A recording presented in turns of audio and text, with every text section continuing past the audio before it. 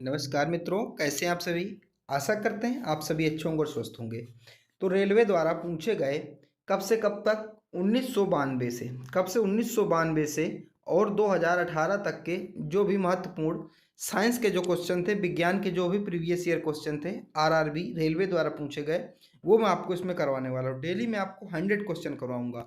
और ये बुक कौन सी है, अगर आप बुक देखना चाहें, बुक ये हमारा सोर्स कौन सा है वीडियो, तो हमारा स्पीडी, क्या है बुक का नाम स्पीडी है। इसमें जो है ये 1992 से 2018 तक के जितने भी साइंस के क्वेश्चन हैं PYQ उसमें दिए गए हैं। तो उसी बुक के माध्यम से मैं आपको ये करवाने जा रहा हूँ।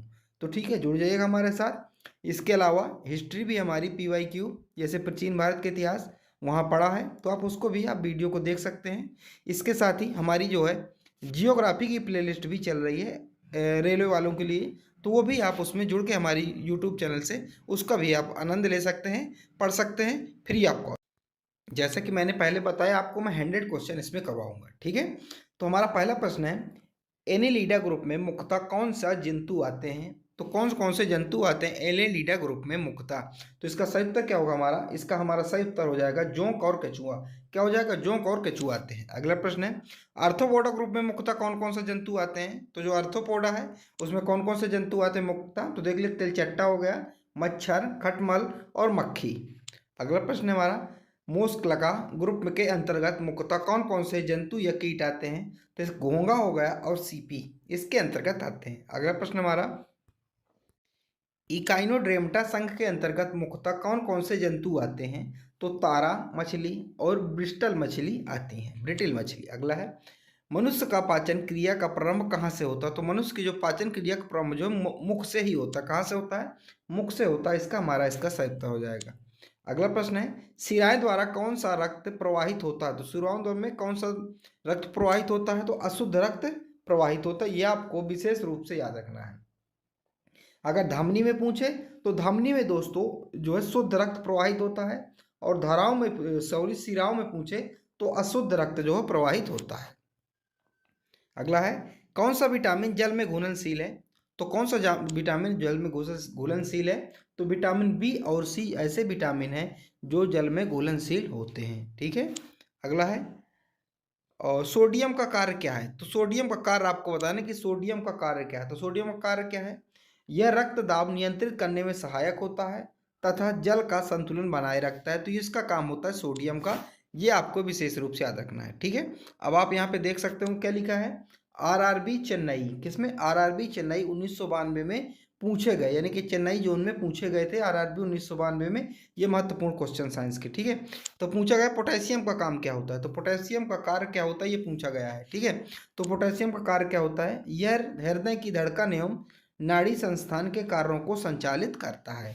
अगला प्रश्न है, ग्लूकोज बिना ऑक्सीजन की उपस्थिति में मांसपेशियों में प्रवाहित प्रक्रिया का क्या बनाता है। तो क्या बनाता है, लैक्टिक अम्ल बनाता है। क्या बनाता है, लैक्टिक अम्ल बनाता है। ठीक है, अगला है, ग्लूकोज बिना ऑक्सीजन की उपस्थिति में बैक्टीरिया या ईस्ट से प्रतिक्रिया कर क्या बनता है। तो इथानाइल एल्कोहल बनता है। क्या बनता है, इथेनाइल एल्कोहल बनता है। अगला प्रश्न है हमारा, ऑक्सीजन की उपस्थिति में ग्लूकोज की प्रतिक्रिया होती है तो क्या बनता है। अगर ऑक्सीजन में उपस्थिति में ग्लूकोज की प्रक्रिया होती है तो कार्बन डाइऑक्साइड और जल का निर्माण होता है। ठीक है, अगला है, एनिलिडा में उत्सर्जन किस उत्सर्जी द्वारा अंग द्वारा होता है। तो नेफ्रीडा द्वारा किया जाता है। अगला है, मूत्र का पीएच मान क्या होता है। तो मूत्र का जो पीएच मान है वो 6 होता है। ठीक है, अगला है, बाह्यस्रवी एवं अंतरस्रवी दोनों प्रकार किस प्रकार की ग्रंथि में होती हैं। तो किस प्रकार की ग्रंथि में होते हैं ये आपको बताना है। ठीक है, ये अग्नाशय ग्रंथि में होता है। किसमें, अग्नाशय ग्रंथि में होता है। अगला है, पीयूष ग्रंथि या पिट्यूटरी ग्रंथि को किस अन्य नाम से जाना जाता है। इसको मास्टर ग्रंथि या मास्टर ग्लैंड के नाम से भी जाना जाता है। बहुत पूछा जाता है कि पीयूष ग्लैंड को किस नाम से जाना जाता है। तो जो पीयूष ग्रंथि है इसको मास्टर ग्लैंड के नाम से भी जाना जाता है। अगला है, स्प्रिंग को अपनी समान लंबाई पर वापस लौटने के लिए लगने वाला बल क्या कहलाता है। तो क्या कहलाता है, यह प्रत्यानयन बल कहलाता है। हमारा इसका सही उत्तर हो जाएगा। ठीक है, अब देखिए आरआरबी जम्मू कश्मीर में 1992 में कौन कौन सा प्रश्न पूछा गए थे, ये आपके सामने एक नमूना है। ठीक है, नमूना क्या है दोस्तों, ये पूछे गए प्रश्न है। अगर मैं कहूँ ये क्या है, पूछे गए प्रश्न। ठीक है, अगला है, पौधों के लिए सबसे अच्छा उर्वरक कौन सा है? तो कंपोस्ट। क्या है? कंपोस्ट, यानी कोई ऐसी खाद जिसको हम जैविक द्वारा बनाते हैं, ना कि रासायनिक। ठीक है, अगला है पेट्रोलियम किस प्रकार की चट्टानों में पाया जाता है? तो अवसादी चट्टानों में जो है पेट्रोलियम पाया जाता है। अगला है गुब्बारों को उड़ाने के लिए काम में लाई गई जाने वाली गैस कौन सी है? तो हीलियम है। कौन सी गैस है? हीलियम है। अगला है डीबीटी का उपयोग किस रूप में किया जाता है? तो कीटनाशी के रूप में किया जाता है कि डीटीटी का उपयोग जो है कीटनाशी के रूप में किया जाता है। अगला है इथेनॉल के अत्यधिक सेवन से कौन सा अंग प्रभावित होता है? तो इथेनॉल यानी कि अल्कोहल के जो अगर अत्यधिक सेवन करेंगे तो उससे हमारा यकृत जो है प्रभावित होता है। अगला है सभी अम्लों में अनिवार्य रूप में पाए जाने वाला पदार्थ क्या है? तो हाइड्रोजन है, यानी कि जिसका फार्मूला H2 होता है। अगला है आग लगने तथा फैलने की सबसे कम संभावना किस वस्त्र में होती है? तो सूती वस्त्र में, यानी कि जो कॉटन का वस्त्र यानी कि सूती का वस्त्र होता है, इसमें आग लगने तथा फैलने की संभावना सबसे कम होती है। ठीक है, अगला है लोहा का सबसे महत्वपूर्ण स्रोत कौन सा है? तो हरी सब्जियां। क्या है? हरी सब्जियां जो है लोहा का महत्वपूर्ण स्रोत माना जाता है। अगला है गैसोलीन किसके साथ मिश्रण करके गैसोहॉल बनाया जाता है? तो इथानाइल एल्कोहल। क्या? Ethyl alcohol. अगला है तत्कालिक ऊर्जा शक्ति के लिए धावकों को कौन सा पदार्थ दिया जाता है? तो ग्लूकोज दिया जाता है। आपको पता होगा जो धावक होते हैं यानी कि दौड़ने वाले, उनको ग्लूकोज दिया जाता है। ठीक है, अगला यानी कि उनकी एनर्जी जो है बूस्ट हो सके। अगला देखिए आरआरबी अजमेर 1992 द्वारा पूछे गए कुछ साइंस के प्रश्न है। कौन कौन से? देखिए मानव जाति के लिए ओजोन परत क्यों महत्वपूर्ण है? तो क्यों महत्वपूर्ण है ये आपको सभी को पता होगा, क्योंकि ये जो है पैराबैंगनी किरणों से रोकना हमें बचाती है, जिससे क्या है हमें स्किन कैंसर हो जाएगा अगर ये हमारी परत नहीं होगी। ठीक है, ओजोन परत नहीं होगी तो हमें पैराबैंगनी किरणों से स्किन कैंसर हो जाएगा, तो ये हमारी रक्षा करती है। अगला है आंत ज्वर के लिए समानता उपयोग की जाने वाली औषधि कौन सी है? तो क्लोरोमाइटिसिन है। क्या है? क्लोरोमाइसिटिन है। ठीक है, अगला है गैस की लौ की सबसे गर्म हिस्से को क्या कहा कहते हैं? तो गैस की लौ को सबसे गर्म हिस्से को क्या कहा जाता है? तो उस भाग को ज्योति विहीन क्षेत्र कहा जाता है। अगला है सोने का शुद्धतम रूप कितने कैरेट का होता है? तो सोने का जो शुद्धतम रूप होता है कितने कैरेट का होता है मित्रों? तो 24 कैरेट का होता है। आपने सुना होगा 24 कैरेट क्या है? गोल्ड है। 24 कैरेट गोल्ड है। तो ये 24 कैरेट जो होता है शुद्धतम रूप होता है। आपको यहीं पर यह भी ध्यान रखना होगा कि जो 24 कैरेट होता है इससे कोई भी आभूषण नहीं बन सकता, यानी जो 24 कैरेट गोल्ड होता है इससे आभूषणों का जो निर्माण नहीं हो सकता। इसको जो 24 कैरेट होता है इसको 21 कैरेट या फिर 22 कैरेट अन्य धातु मिक्स करके बनाया जाता, तब इसमें क्या है जेवर वगैरह या फिर ज्वेलरी बनती है। 24 कैरेट जो है प्योर 24 कैरेट से कोई ज्वेलरी का निर्माण नहीं हो सकता। अगला है सिनेबार किसका एस्क है? तो पारा का एस्क है और जिसका सूत्र होता है Hg। अगला है शरीर के ताप का नियंत्रण किसके द्वारा होता है? तो शरीर के जो ताप का नियंत्रण है किसके द्वारा होता है? तो हाइपोथैलेमस के द्वारा होता है। ठीक है, जो हाइपोथैलेमस होता है हमारे शरीर का क्या है? एक पार्ट है जो हमारे तापमान को क्या नियंत्रित करने का काम करता है। ठीक है, अगला है लाल अस्थि मज्जा में किसका निर्माण होता है? तो लाल अस्थि मज्जा में किसका निर्माण होता है? तो निर्माण होता है लाल रक्त कणिकाओं का निर्माण होता है। अगला है कशेर उड़ू दंड में कितनी हड्डियां होती हैं? तो 33 हड्डियां होती हैं। कितनी?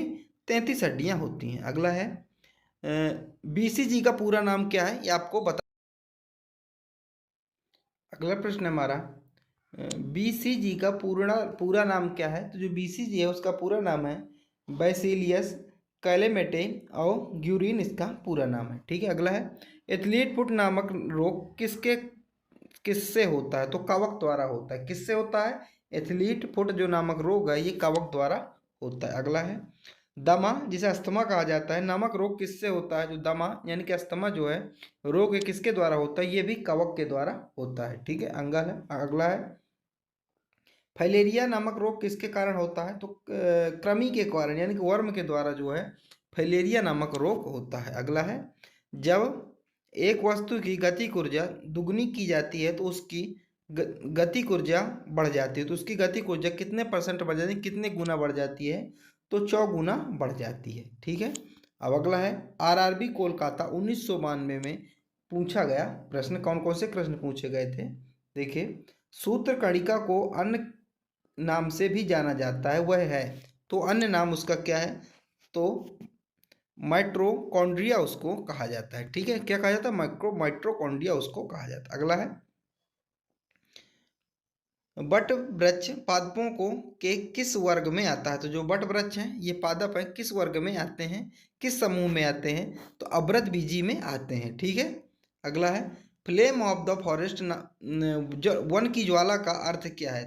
तो ऐसे पेड़ों से भरा वन जो पतझड़ में फूलते हैं और लाल फूल बिखरते हैं उसे कहा जाता है। जैसे आप देख लीजिए पलाश, तो पलाश को जंगल की आग कहा जाता है। क्यों, क्योंकि जब वो फूलता है तो ऐसा लगता है एकदम चारों तरफ लालिमा छा जाती है, ऐसा लगता है कि जंगल में आग लग गई हो। ठीक है।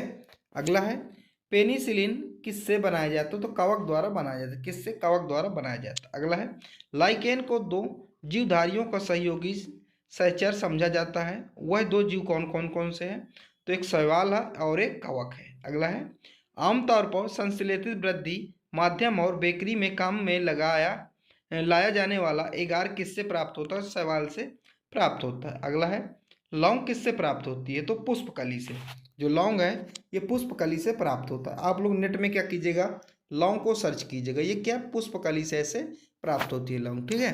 अगला है, अनशन या उपवास की लंबी अवधि के दौरान शरीर में असर्धक वर्गीय पूर्ति से, नेक्स्ट है आगे, पाछा शर्करा या ग्लूकोज या मधुजन बनाने की विधि का क्या नाम है। तो ग्लूकोवन जनन इसे कहा जाता है।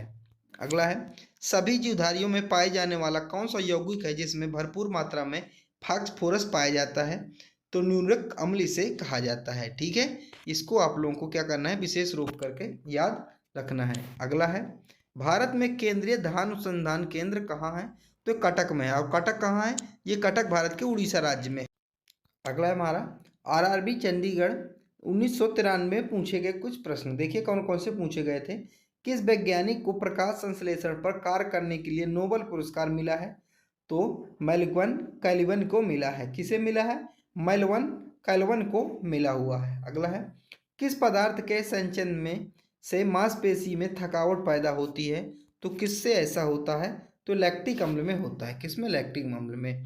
यानी कि जब आप दौड़ के आते होंगे तो आपकी क्या है, जो यानी कि जो ये दर्द करते हैं, जिसे आप पिडली बोलते हैं या जांग बोलते हैं, वो क्या दर्द करते हैं। तो वो किस, कौन सा अम्ल है जो जमा वहाँ पर इकट्ठा हो जाता है जिससे दर्द करते हैं, तो उसे लैक्टिक अम्ल बोला जाता है। ठीक है। अगला है, किन रुधिर कोशिकाओं की मदद से रोगों के प्रति प्रतिरोध पैदा होता है। तो लसीकाणु, कौन, लसीकाणु, जिसे लिम्फोसाइट भी कहा जाता है। अगला है, मनुष्य में लाल रुधिर कोशिकाओं के जीवन की अवधि कितनी है। तो 120 दिन है। बहुत पूछे जाते, ये पूछे जाने वाले प्रश्न हैं। ठीक है। अगला है, सीरा रक्त को ऑक्सीकरण के लिए फेफड़ों तक किसके द्वारा ले जाया जाता है। तो ये ले जाया जाता है धमनी के द्वारा। किसके द्वारा, फुफ्फुस धमनी के द्वारा। अब आरआरबी भुवनेश्वर 1993 में कौन कौन से प्रश्न पूछे गए थे ये भी देख लेते हैं। अगला है, कृत्रिम गुर्दा किस सिद्धांत पर कार्य करता है। जो कृत्रिम गुर्दा है ये अबोहन यानी कि डायलिसिस सिद्धांत पर ये काम करता है। अगला है हमारा, एक व्यक्ति की आंखों का रंग काला, नीला या भूरा उस वर्ण यानी कि जिसे पिगमेंट कहते हैं पर आश्रित होता है, किस में पाया जाता है। तो परितारिका, परितारिका का मतलब होता है जिसे इंग्लिश में आयरिस कहा जाता है। क्या, आयरिस कहा जाता है। ठीक है। अगला है, यदि आंख में धूल चली जाती है तो कौन सा हिस्सा सूजकर गुलाबी हो जाता है। तो नेत्र श्लेष्मला यानी कि कंजाइटिवा, क्या, कंजाइटिव जिसे बोलते हैं, वो गुलाबी हो जाता है सूज के। अगला प्रश्न है हमारा, बच्चे के दूध पीते समय स्तनों में दूध का निष्कासन किसकी मदद से होता है। तो किसकी मदद से होता है, ऑक्सीटोसिन, किसकी मदद से होता है, ऑक्सीटोसिन की मदद से होता है। अगला है, निषेचन, निषेचन समानता कहाँ होता है। तो निषेचन है, ये समानता कहाँ होता है। तो ये कहाँ होता है, ये होता है फैलोपियन ट्यूब में। कहाँ होता है, फैलोपियन ट्यूब में, जिसे आप डिम्ब वाहिनी नली जिसके हिंदी में कहा जाता है। देखिए हिंदी काफ़ी इसकी कठिन है लेकिन इंग्लिश क्या है, काफ़ी सरल भी है। ठीक है। अगला है, कृत्रिम वीर सेचन के उद्देश्य से वृषभ वीर में किस में संचित किया जाता है। तो द्रव नाइट्रोजन में संचित किया जाता है। अगला है, किस पादप का पुष्प सबसे बड़ा होता है? तो किस पादप का जो पुष्प है सबसे, फिलेसिया इसका सही उत्तर हो जाएगा। आप लोग क्या है, इसको इससे अपडेट हो जाइएगा, इसको क्रोम कर लीजिए क्योंकि ये बुक काफ़ी पुरानी है, ठीक है। और ये कि प्री बाई क्यों है, और ये जो पुष्प वगैरह होता है क्या है, ये बदलते रहते हैं। तो आप इससे एक बार क्या है, मैं आपसे गुजारिश करूंगा कि आप लोग इस प्रश्न से एक बार अपडेट जो जरूर हो जाइएगा। अगला है, आरआरबी सिकंदराबाद 1993 में पूछे गए प्रश्न, देखिए कौन कौन से। असत्य फल मुख्य रूप से कौन कौन से हैं? तो असत्य फल नारियल हो गया और कटहल, ठीक है। किसी वृक्ष की आयु कैसे पता चलती है? तो वलियों को गिनकर। कैसे पता चलती है? वलियों को गिनकर किसी जो वृक्ष की आयु, जैसे ये क्या है हमारा, ये मान लीजिए वृक्ष का तना है, ठीक है। तो इसमें कितने राउंड हैं, इनको गिन के वृक्ष की आयु का अनुमान लगाया जाता है। अगला प्रश्न है हमारा, जल संवर्धन यानी कि हाइड्रोपोनिक्स क्या है? तो बिना मिट्टी के पादप यानी कि पौधों को उगाना हाइड्रोपोनिक्स कहलाता है। अगला है, किस वैज्ञानिक को अनुवांशिकी का पिता कहा जाता है? तो ग्रेकर मेडल को कहा जाता है। अगला है, किसी बच्चे का लिंग निर्धारण किससे होता है? तो पिता के गुणसूत्रों द्वारा किया जाता है। किससे? पिता के गुणसूत्रों द्वारा किया जाता है, ठीक है। अगला है, मनुष्यों में गुणसूत्रों की संख्या कितनी होती है? जो मनुष्यों में गुणसूत्रों की संख्या 46 होती है। अगला है, जो लोग मक्का को मुख्य अनाज की तरह आहार में लेते हैं उसमें किस विटामिन की कमी की संभावना रहती है? तो विटामिन B1 की कमी की संभावना रहती है। और जो हमारा मक्का है क्या है, मोटे अनाज में आता है, ठीक है। अगला है, किसी साजिश का परिणाम कभी भी नहीं हो रहा तो ऋणात्मक कभी भी नहीं हो सकता। अगला है, कपास रेशा किससे प्राप्त होता है? जो कपास रेशा है ये बीजों से प्राप्त होता है, ये आपको सभी को पता होगा। अगला है, आरआरबी गुवाहाटी 1993 में ये पूछे गए कुछ प्रश्न आपके सामने, ठीक है। देखिए हर जोन से प्रश्न आ रहे हैं और हर ईयर आ रहे हैं, तो देख लीजिए, आप लीजिए कि ये वीडियो आपके लिए कितने ज़्यादा इंपॉर्टेंट होने वाला है और एग्जामिनर आपको यहीं से देगा। जितने भी क्वेश्चन, लगभग 2000 क्वेश्चन है, मैं 2000 के 2000 आपको क्वेश्चन करा दूंगा। 100 डेली क्वेश्चन, फिर इसकी मात्रा में धीरे धीरे बढ़ा भी दूंगा, लेकिन आपको क्या है, पढ़ना है और मुझे बताना है कि क्या आपको समझ में आ रही चीज़ें, या मैं कोई अन्य आपके लिए क्या है रास्ता निकालूं जिससे आपको चीज़ें क्या समझ में आए, ठीक है। तो ताजे निकले मूत्र में कोई खास गंध नहीं आती, लेकिन कुछ समय बाद उसमें अमोनिया जैसी तेज गंध आने लगती। क्यों? क्योंकि जीवाणुओं द्वारा यूरिया अमोनिया में बदल जाता है। जो जीवाणु होता है, जो यूरिया होती है, वो जीवाणु जो है यूरिया को अमोनिया में बदल देते हैं। अगला है, किस मछली में सल्क नहीं होती? तो कैटफिश में। किसमें? कैटफिश। अगला है, ज़्यादातर मछलियाँ जल में क्यों नहीं डूबती? तो क्यों नहीं डूबती? तो इसका सही उत्तर क्या है? तो वातावशस के कारण। किससे? वातावशस के कारण ये जो मछलियाँ होती हैं ये नहीं डूबती है जल में। अगला है, सर्वप्रथम विषाणु को शुद्ध क्रिस्टलीय रूप में किस वैज्ञानिक ने अलग किया? तो किसने अलग किया था? तो WM स्टेलिन ने अलग किया था, ठीक है। अगला है, ग्रेगर मेंडल ने किस पौधे पर शोध कर अनुवांशिक सिद्धांत प्रतिपादित किया था? तो मटर के पौधे पर। किस पर? मटर के पौधे पर, ठीक है। अगला है, लिटमस किससे मिलता है? तो लाइकेन से। किससे? लाइकेन से मिलता है हमारा लिटमस पेपर। अगला है, देखिए आरआरबी रांची 1993 में कुछ पूछे गए महत्वपूर्ण प्रश्न, देखिए कौन कौन से पूछे गए थे। तो मलेरिया के उपचार की दवा किस स्रोत से प्राप्त होता है? तो सिनकोना वृक्ष। किस वृक्ष से? तो सिनकोना वृक्ष से जो है मलेरिया की दवा बनती है, ठीक है। अगला है, अफीम जो एक पादप उत्पाद है ये किससे प्राप्त होता है? तो सूखे लेटेक्स से प्राप्त होता है। किससे? सूखे लेटेक्स से प्राप्त होता है, ठीक है। अगला है हमारा वाणिज्यिक यानी कि जिसे कमर्शियल कहा जाता है, काग किसके छाल से प्राप्त होता है? यानी कागज जो है किसके छाल से प्राप्त होता है? कमर्शियल। तो बतूल यानी कि ओक। अगला है, पश्मीना बकरी किस नस्ल से प्राप्त होती है? जो पश्मीना बकरी है ये चंगथम्पी से प्राप्त होती है। अगला है, मवेशियों में बांझपन किस रोग के कारण होता है? तो बेंग रोग के कारण। किस रोग के कारण? बेंग रोग के कारण होता है। अगला है, अधिक शराब पीने वाले लोग अधिकांशतः किस बीमारी से मरते हैं? तो किस बीमारी से मरते हैं? ये मरते हैं सूत्रण रोग यानी कि सिरोप्सिस से मरते हैं। अगला है, राइजोबियम किसका कार्य करती है? तो प्रोटीन संश्लेषण का काम करती है, ठीक है। अगला है, मरुस्थल में उगने वाले पौधे क्या कहलाते हैं?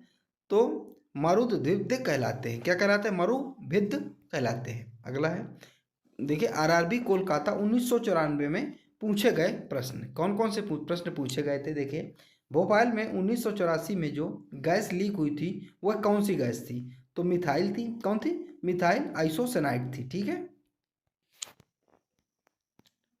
अगला है, भैंस के मुख्य नस्लें कौन कौन सी हैं? तो भैंस की जो मुख्य नस्लें हैं, जैसे मुर्रा हो गया, सुरती हो गया, भदवाड़ी, जफराबादी और मेहसाना।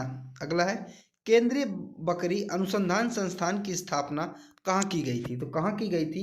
ये उत्तर प्रदेश के मथुरा के पास मखदूम में की गई थी। अगला है, राष्ट्रीय ऊंट अनुसंधान केंद्र कहाँ है? तो ये बीकानेर में। कहाँ है? बीकानेर में है, यानी कि इसका सही उत्तर क्या होगा? बीकानेर। और बीकानेर कहाँ है? राजस्थान में। अगला है, दालचीनी कहाँ से प्राप्त होती है? तो दालचीनी वृक्ष की छाल से प्राप्त होती है, यानी कि दालचीनी की क्या होती है? लकड़ी होती है। अगला है, मसालों की रानी किसको कहा जाता है? तो इलायची को जो है मसालों की रानी कहा जाता है। अगला है, फूलों का अध्ययन क्या कहलाता है? तो एंथोलॉजी। क्या कहलाता है? एंथोलॉजी जो है फूलों के अध्ययन को कहा जाता है। और पेडोलॉजी किसका अध्ययन है? तो मिट्टी के अध्ययन को पेडोलॉजी कहा जाता है। ये ऐसे प्रश्न क्या है? पूछे गए प्रश्न। अगला है, सिस्टीमा नेचर किसकी पुस्तक है? तो कार्ल लिनियस की पुस्तक है। अगला प्रश्न है हमारा, आरआरबी त्रिवेंद्रपुरम 1994 में महत्वपूर्ण प्रश्न कौन कौन से पूछे गए थे? एक बार देख लेंगे। देखिए, दूध से दही के रूप में जमने का क्या कारण है? तो लैक्टोबैसिलस। क्या लैक्टोबैसिलस क्या होता है? बैक्टीरिया होता है जो क्या दूध से दही जमाने में मदद करता है। ठीक है। और ये खट्टे में ज़्यादा पाया जाता है। अगला है, विषाणु में क्या होता है? तो विषाणु में न्यूक्लिक एसिड और प्रोटीन होता है विषाणु में। अगला है, जंतुओं में होने वाली फुट एंड माउथ रोग किसके कारण उत्पन्न होता है? तो विषाणु के कारण उत्पन्न होता है। आप लोग क्या है पशुओं में देखते होंगे, जो गांव के बच्चे होंगे उनको ज़्यादा पता होगा, वो क्या फूड एंड माउथ रोग, उनके मुंह पर क्या है ऐसे ऐसे फफोले, ऐसे ऐसे उनका मुंह सड़ने लगता है, तो उसी को कहा जाता है और ये विषाणु के कारण होता है। अगला है, किस सवाल में आयोडीन प्राप्त होता है? तो लैमिनेरिया में जो है आयोडीन प्राप्त होता है। तो मैंने आपको आज 100 प्रश्न करवा दिए। कितने?